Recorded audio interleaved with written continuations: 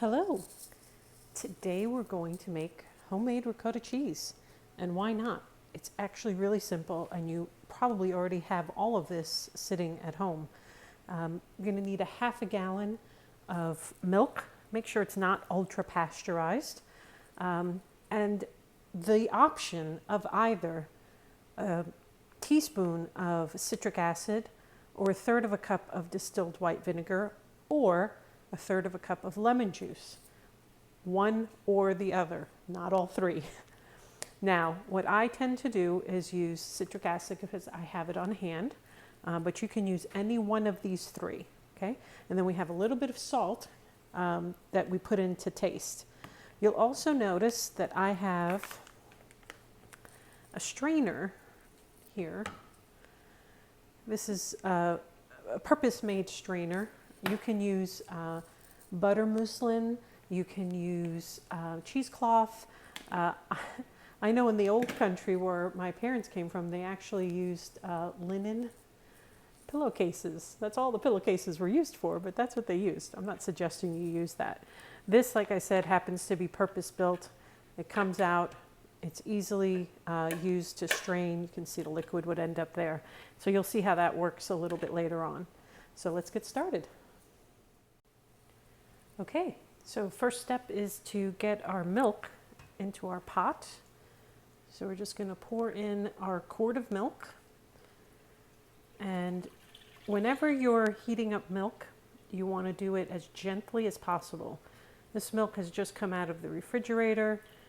It's, anywhere from 32 to 34 degrees. It's not warm at all. So we're just going to turn that on and we're going to keep it very low. So the way that we monitor that is by using a candy thermometer. So this particular one, you flip this open, turn it on, you can see that's the temperature it's reading right now. So I'm just going to put it into my pot. And you want to make sure your thermometer is not touching the bottom of your pan. And I know mine isn't because I had just tested it out before I started videoing this. So you're going to leave it here warming up slowly to 200 degrees.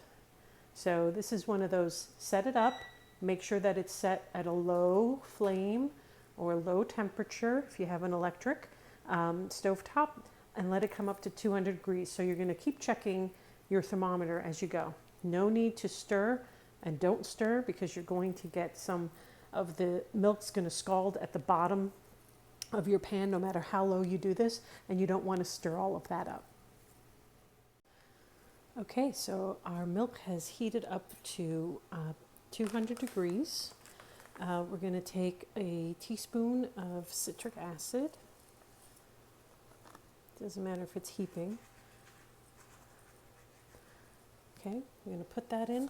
And I'm also going to put in about a half a teaspoon of salt. You can always add more, can't add less.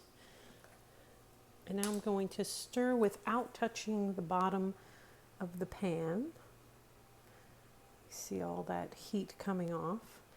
And we're going to let that slowly separate the curds and the whey. Just enough for the citric acid to get in there. And you can already see that it's separating.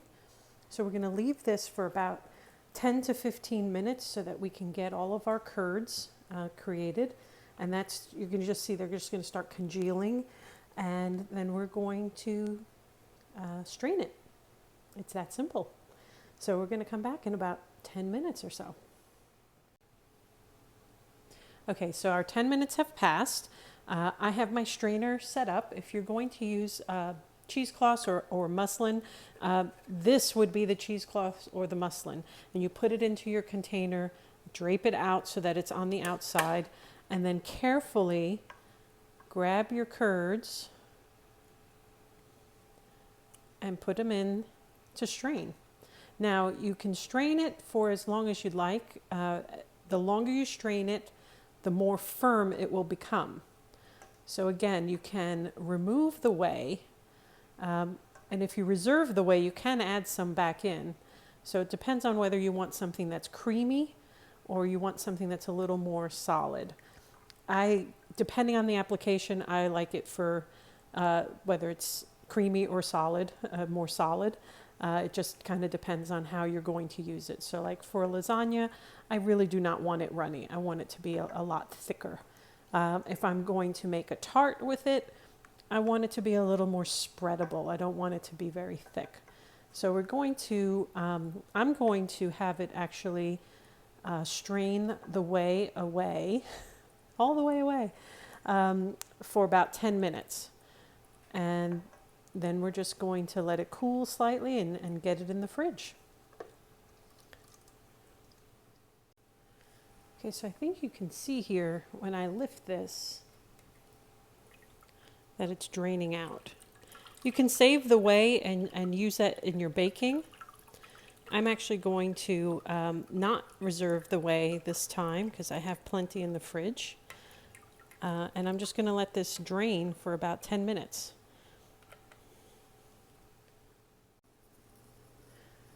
Our ricotta cheese has been draining for 10 minutes, so we're just going to scoop it out now. You can see how it's firm, but it's not hard. And that's what I was looking for.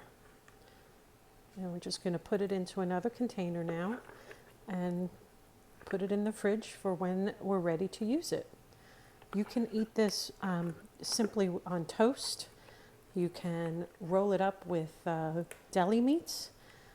You can stuff your vegetables with it.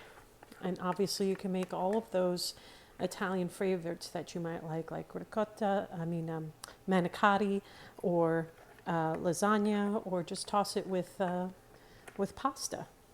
So I hope you try this. It's very simple, very easy to do, and I will tell you, that's delicious.